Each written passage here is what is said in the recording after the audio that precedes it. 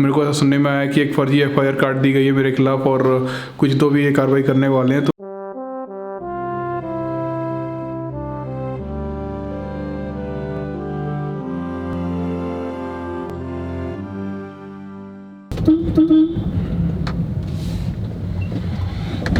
कैसे हो सम्राट हो? आप में से बहुत सारे लोग ये सोच रहे होंगे मेरी गाड़ी पे जो हमला हुआ था उसका क्या हुआ। मैं भी यही सोच रहा था और मैंने पुलिस से ये पूछा कि भाई साहब आपने क्या कार्रवाई की, तो उनकी तरफ से जवाब आता है कि हमने सुना है कि आपका राजीनामा चल रहा है। भाई साहब ये बात सुन के मुझे आर्टिकल 15 का है ना वो वाला डायलॉग याद आ गया। FIR लिखी अब तक? सर केस इतना सीरियस लग नहीं रहा था सर। कब लगता सीरियस? इन लोगों के तो झूठे केसेस आते रहते हैं सर। शानदार है ये फोटोज है ना? बिल्कुल बहुत शानदार। लेकिन इनको अगर हम फ्रेम करेंगे ना तो दिक्कत हो जाएगी, कांच वाँच जो है। कांच नहीं लगवाएंगे अपन। हाँ कैसे हो अंकित? मैं ठीक हूँ। चल रही है पैकिंग वगैरह। और आज जो है ना हमको देने हैं आप लोगों के सवालों के जवाब, तो स्टार्ट करें। पहला सवाल है मैचर गेमिंग से, भैया आप कब जा रहे हैं लंदन? देखिए कोरोना अगर नहीं होता ना तो दिसंबर में मेरा प्लान था लंदन जाने का, बाबा साहब के उस घर पे जहाँ बाबा साहब रहे थे। कोरोना की जितने भी ये सब चीज़ें हो रही हैं सब खत्म होंगे तो हम जरूर जाएंगे। अंशुल कामले पूछ रहे हैं क्या प्लान है भीमा कोरेगांव? देखिए भीमा कोरेगांव जाने का हमारा प्लान है, 90% चांसेस है हम वहाँ पर जाएंगे, बट हो सकता है अगर किसी भी तरह का लॉकडाउन या फिर बंद हुआ तो प्लान कैंसिल भी हो सकता है, लेकिन पूरे चांसेस हैं। अगला सवाल है चंद्र प्रकाश रावण का, सर मुझे वो अगरबत्ती वाली चीज़ हजम नहीं हो रही है, जब मैं अपने समाज से पाखंड से मुक्त करना चाहते हैं तो फिर अगरबत्ती कोई सेलिंग आप कर रहे हैं तो उससे क्या फ़ायदा होगा? हमारे लोग उल्टा बुद्ध को बाबा साहब को अगरबत्ती जलाएंगे, जैसा कि आपको पता होगा कि उन्होंने जीवन भर विरोध किया। देखिए ऐसी कोई बात नहीं है, अगरबत्ती जलाने से कोई पाखंडवाद नहीं होता है। अगरबत्ती आप घर के अंदर जला सकते हो, आपको कमरे के अंदर अगर खुशबू चाहिए तो अगरबत्ती जला सकते हो, और बहुत सी जगह इस्तेमाल होती है। ज़रूरी नहीं जिस मैटर पे आप बात कर रहे हो अगरबत्ती सिर्फ और सिर्फ उसके लिए इस्तेमाल नहीं होती है। तो हमारे किसी व्यक्ति को अगर काम मिल रहा है तो मुझे नहीं लगता कि इसमें कोई बुराई है।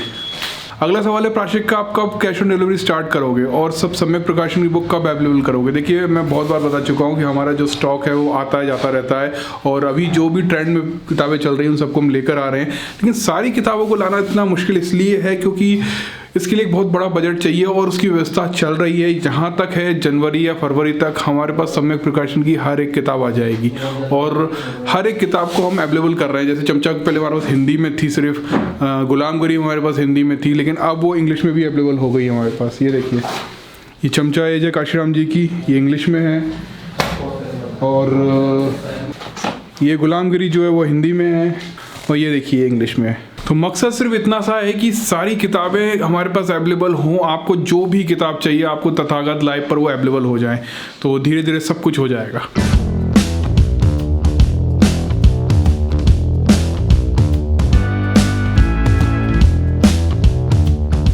अगला सवाल है विशाल कुमार का, बोल रहे हैं कि भाई जी आपका कैलेंडर आया, उसकी पैकिंग बहुत ही गजब की थी और बहुत अच्छा लगा मुझे, बस आप एक काम कीजिए कि फुल बाजू टी शर्ट लेकर आइएगा।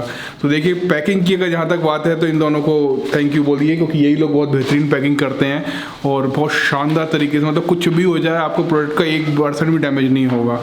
और फुल बाजू की टी शर्ट की बात जहाँ तक है वो हम कोशिश कर रहे हैं, सबसे पहले जहाँ तक है कल या परसों में हमारी हुडी आ जाएगी और उसके बाद हमारी टी शर्ट भी आ जाएगी। ये देखो पैकिंग चल रही है,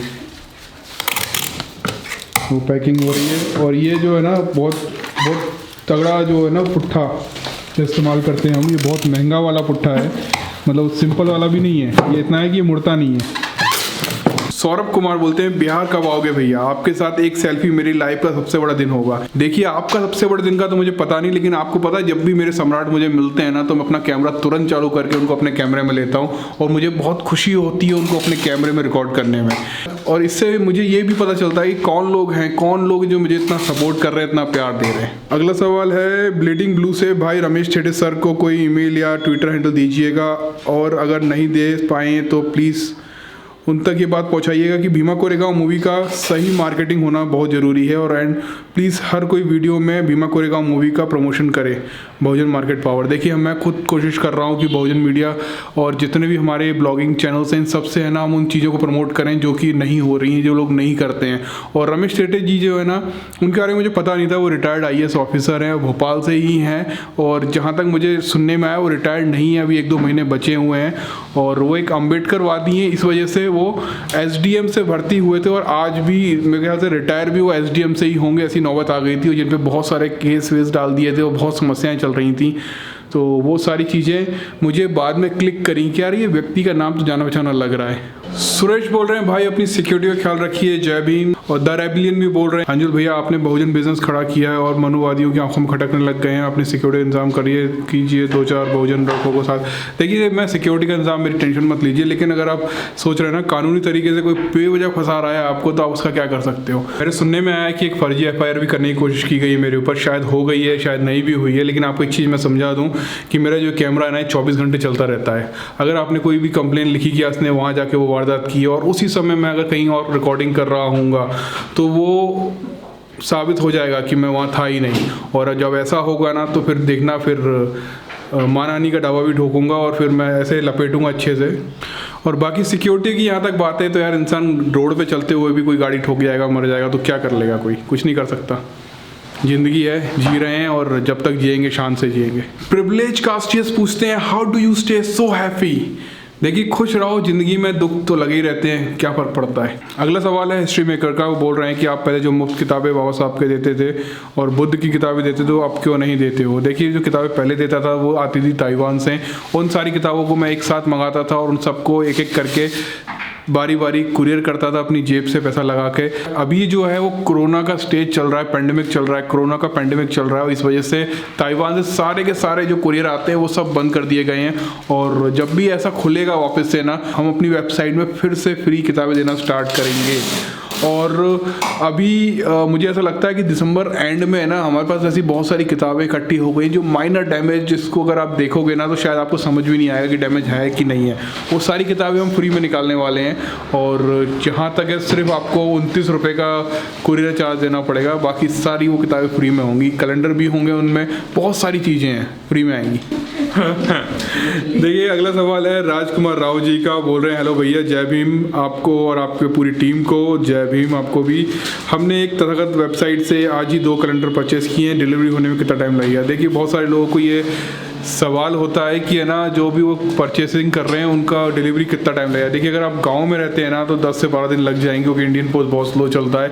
और अगर आप शहर में रहते हैं ना तो मुश्किल से 5 से 6 या 7 दिन लगते हैं। और ये सारा जो काम है ना वो इस वजह से लेट हो जाता है, क्योंकि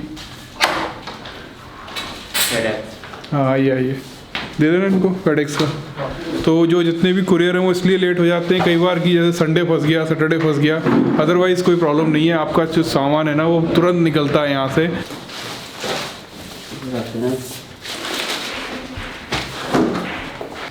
सूर्या सिंह बोलते हैं आई एम आर्टिस्ट और मैं एक रियलिस्टिक स्केच बनाता हूँ और पेंटिंग भी। आपकी वेबसाइट थ्रू ऑर्डर मिल सकते हैं क्या। बिल्कुल मिल सकते हैं, आप अपने डिटेल्स वगैरह जो है ना वो अंकित को भेज दो। और अंकित अपना नंबर बताना।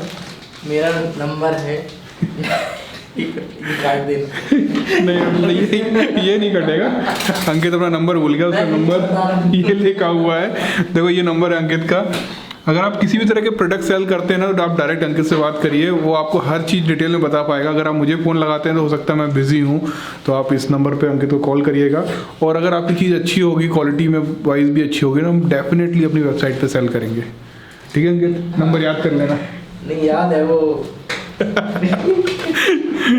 प्राइम वल्ला पूछ रहे हैं आपका फेवरेट यूट्यूब ब्लॉगर कौन है। मेरा फेवरेट यूट्यूब ब्लॉगर है केसी नाइस्टेड, जिसको मैं बहुत ज़्यादा पसंद करता हूँ। वो व्यक्ति बहुत डिसेंट वीडियोस बनाता है और मतलब इतनी गजब की वीडियो बनाता है ना कि इंसान एक बार देखना स्टार्ट करे ना तो मैंने उसकी कम से कम नहीं तो 30 वीडियो ना लगातार देखी हैं।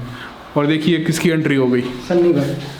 एक सवाल है ना सबके लिए है, देखो एक ये हैं प्रदीप कुमार, ये बोल रहे हैं क्या पूछ रहे हैं, बोल रहे हैं अच्छा बोल के ही पूछेंगे ना। अच्छा तो इनका सवाल ये है कि भैया, सवाल ये है कि आपके ऑफिस में काम करने का मिनिमम एजुकेशन क्वालिफिकेशन क्या होनी चाहिए। देखिए यहाँ पर मतलब आपकी क्वालिफिकेशन क्या होनी चाहिए हमारे साथ काम करने के लिए। तो देखिए ऐसा कुछ भी नहीं है, मतलब कुछ भी नहीं है। आपको हमारे पास जो भी काम है अगर वो आता है और हमें रिक्वायरमेंट है तो आप आके काम कर सकते हैं हमारे साथ। और मैं आपको ये बता दूँ यहाँ पे कोई भी है ना काम नहीं कर रहा, ये हम सब लोग मिलकर है ना एक कुछ नया करने की कोशिश कर रहे हैं। मतलब यहाँ ऐसा नहीं है कि मैं मालिक हूँ या ये मालिक है या फिर ये मालिक है, कोई मालिक नहीं है यहाँ पे। मैं हूँ मैं। हाँ ये चाबी मेरे पास है। ये बात भी है। दोनों मालिक हैं। ये दो मालिक है, हम तो बस आते जाते रहते हैं ना।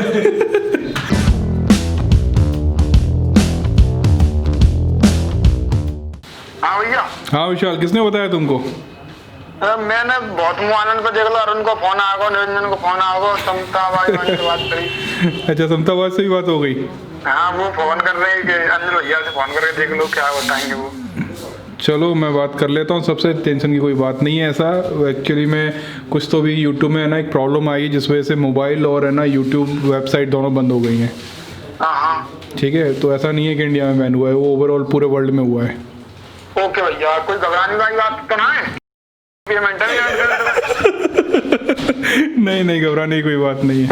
ठीक है भैया, जय जय भीम। वो वीपीएन में नहीं खुल रहा? ऑस्ट्रेलिया लगाया था नहीं खुला, सिंगापुर नहीं खुला, अब यूएसए लगाया है मैंने। नहीं यूएसए भी नहीं खुल रहा। खोल दो, बंद हो गया। वीपीएन क्या होता है कि आप किसी भी दूसरे देश ऐसा प्रिटेंड कर सकते हो कि आप दूसरे देश में बैठे हो और वहाँ से अपनी वेबसाइट खोलते हो तो वो वेबसाइट खुल जाती है। जैसे आजकल जो पबजी लवर्स जो हैं वो यही करते हैं कि ना इंडिया में तो बैन हो गया है तो ये चाइना और क्या यूएसए और ऑस्ट्रेलिया के वीपीएन इस्तेमाल करके गेम खेल लेते हैं, लेकिन वहाँ भी नहीं खुल रहा है। मतलब कुछ सीरियस प्रॉब्लम हो गई है, बंद हो गया यूट्यूब इंडिया में। अब हमारा क्या होगा? हम तो वैसे लॉकडाउन में बेरोजगार रहते तो जब से आप तो जब से गए। समझ रहे हो?